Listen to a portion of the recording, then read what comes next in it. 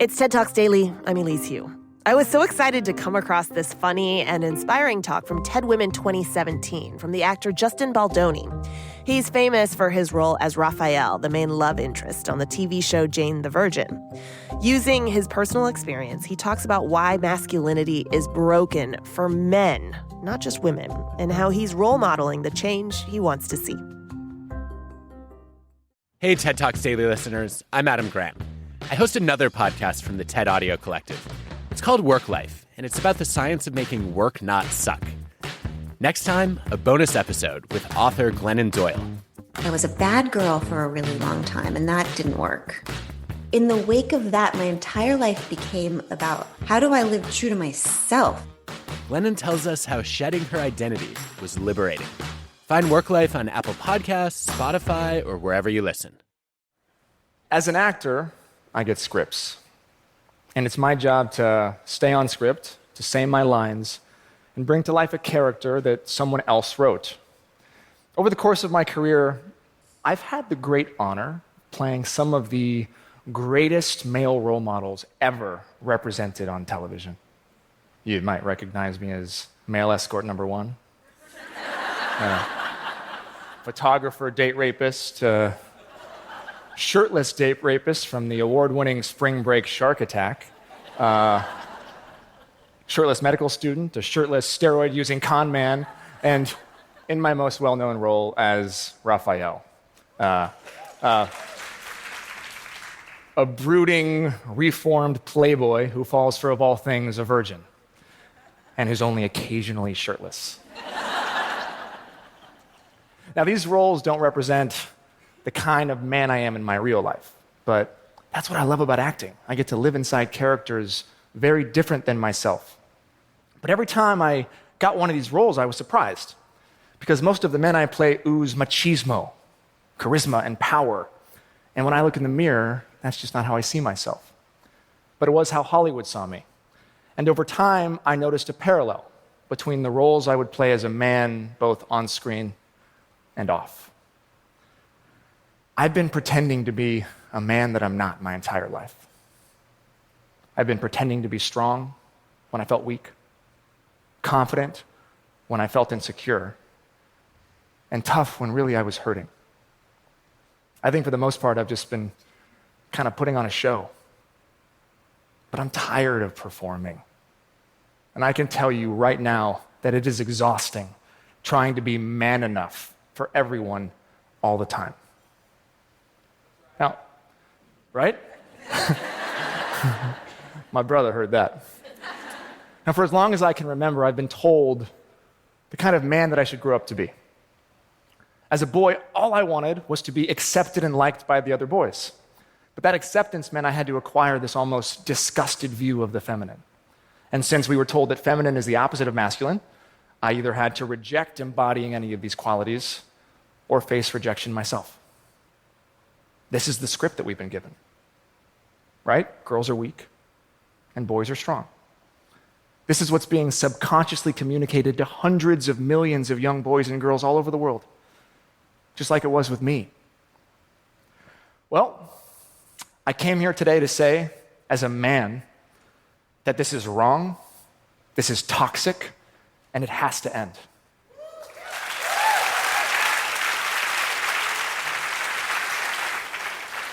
Now, I'm not here to give a history lesson. We likely all know how we got here, okay? But I'm just a guy that woke up after 30 years and realized that I was living in a state of conflict. Conflict with who I feel I am in my core, and conflict with who the world tells me as a man I should be. But I don't have a desire to fit into the current broken definition of masculinity, because I don't just want to be a good man. I want to be a good human.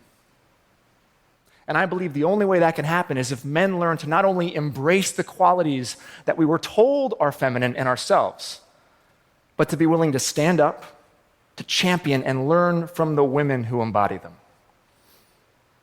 Now, men, I'm not saying that everything we've learned is toxic, okay? I'm not saying there's anything inherently wrong with you or me. And men, I'm not saying we have to stop being men. But we need balance, right?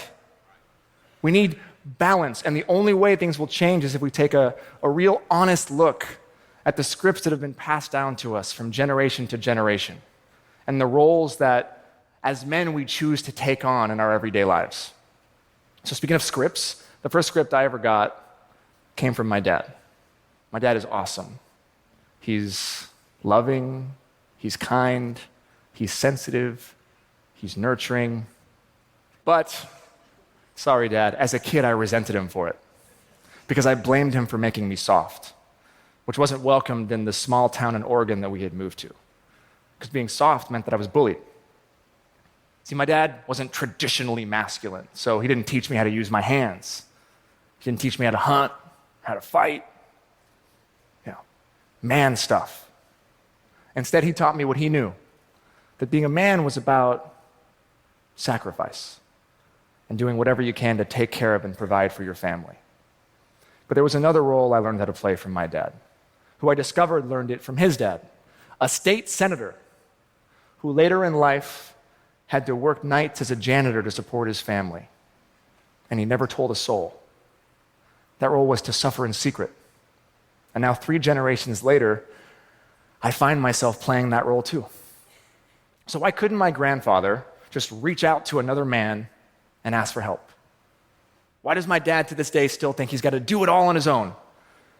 I know men who would rather die than tell another man that they're hurting.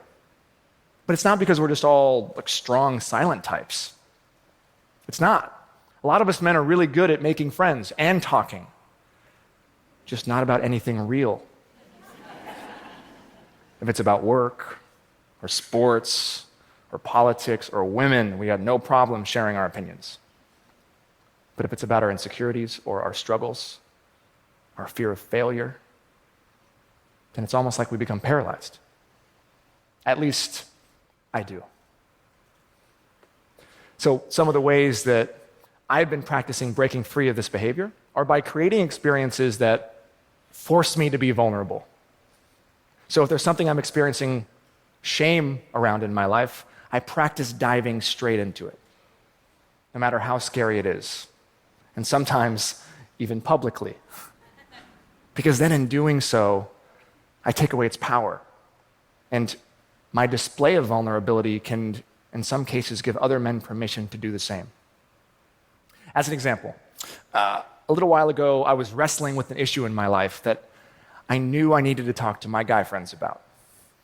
But I was so paralyzed by fear that they would judge me and see me as weak, and I would lose my standing as a leader, that I knew I had to take them out of town on a 3-day guys trip just to open up. And guess what? It wasn't until the end of the 3rd day that I finally found the strength to talk to them about what I was going through. But when I did, something amazing happened. I realized that I wasn't alone, because my guys had also been struggling. And as soon as I found the strength and the courage to share my shame, it was gone. Now, I've learned over time that if I want to practice vulnerability, then I need to build myself a system of accountability. So I've been really blessed as an actor. I've built a really wonderful fan base, really, really sweet and engaged. And so I decided to use my social platform as kind of this Trojan horse, wherein I could create a daily practice of authenticity and vulnerability. The response has been incredible. It's been affirming, it's been heartwarming. I get tons of love and press and positive messages daily. But it's all from a certain demographic. Women. This is real. Why are only women following me? Where are the men? So I wanted to figure out how I could reach more men, but of course, none of them were following me. So I tried an experiment. I started posting more stereotypically masculine things. Like my challenging workouts, my meal plans, my journey to heal my body after an injury. And guess what happened? Men started to write me. And then out of the blue, for the first time in my entire career, a male fitness magazine called me. And they said they wanted to honor me as one of their game changers. Is that really game changing? Or is it just conforming? And see, that's the problem. It's totally cool for men to follow me when I talk about guy stuff and I conform to gender norms. But if I talk about how much I love my wife or my daughter or my 10-day-old son, how I believe that marriage is challenging but beautiful, or how as a man I struggle with body dysmorphia, or if I promote gender equality, then only the women show up. Where are the men? So men.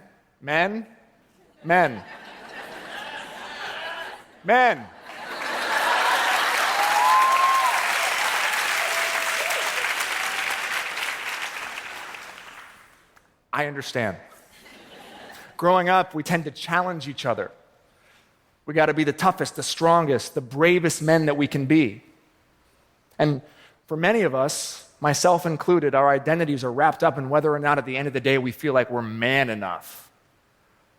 But I got a challenge for all the guys, because men love challenges.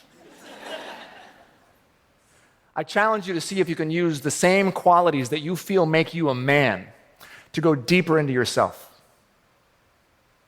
Your strength, your bravery, your toughness. Can we redefine what those mean and use them to explore our hearts? Are you brave enough to be vulnerable? To reach out to another man when you need help? To dive headfirst into your shame? Are you strong enough to be sensitive? To cry whether you are hurting or you're happy, even if it makes you look weak? Are you confident enough to listen to the women in your life? To hear their ideas and their solutions, to hold their anguish and actually believe them, even if what they're saying is against you? And will you be man enough to stand up to other men when you hear locker room talk? When you hear stories of sexual harassment, when you hear your boys talking about grabbing ass or getting her drunk, will you actually stand up and do something so that one day we don't have to live in a world where a woman has to risk everything and come forward to say the words, "Me too"?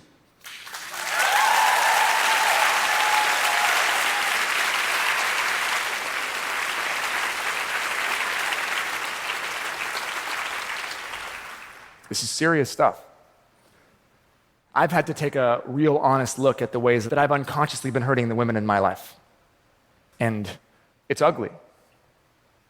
My wife told me that I had been acting in a certain way that hurt her and not correcting it. Basically, sometimes when she would go to speak, at home or in public, I would just cut her off mid-sentence and finish her thought for her. It's awful. The worst part was that I was completely unaware when I was doing it. It was unconscious. So here I am doing my part, trying to be a feminist, amplifying the voices of women around the world, and yet at home, I am using my louder voice to silence the woman I love the most. So I had to ask myself a tough question. Am I man enough to just shut the hell up and listen?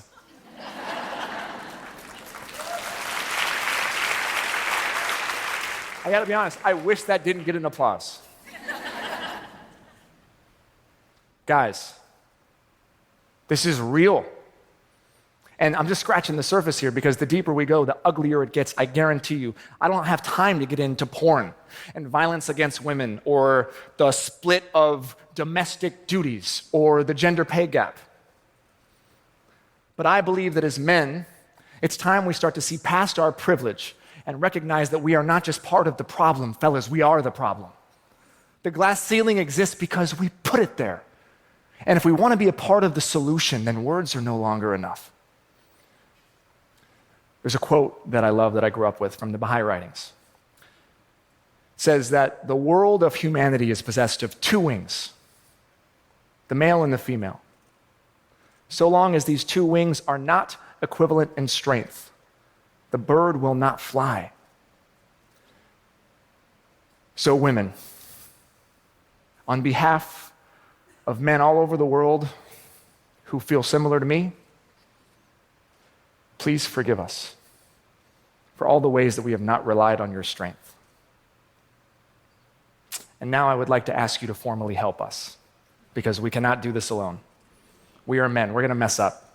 We're going to say the wrong thing. We're going to be tone deaf. We're more than likely probably going to offend you. But don't lose hope. We're only here because of you. And like you, as men, we need to stand up and become your allies as you fight against pretty much everything. We need your help in celebrating our vulnerability and being patient with us as we make this very, very long journey from our heads to our hearts. And finally, to parents. Instead of teaching our children to be brave boys or pretty girls, can we maybe just teach them how to be good humans? So back to my dad. Growing up, yeah, like every boy, I had my fair share of issues. But now I realize that it was even thanks to his sensitivity and emotional intelligence that I'm able to stand here right now talking to you in the first place. The resentment I had for my dad, I now realize had nothing to do with him. It had everything to do with me and my longing to be accepted and to play a role that was never meant for me. So while my dad may have not taught me how to use my hands, he did teach me how to use my heart. And to me, that makes him more of a man than anything. Thank you.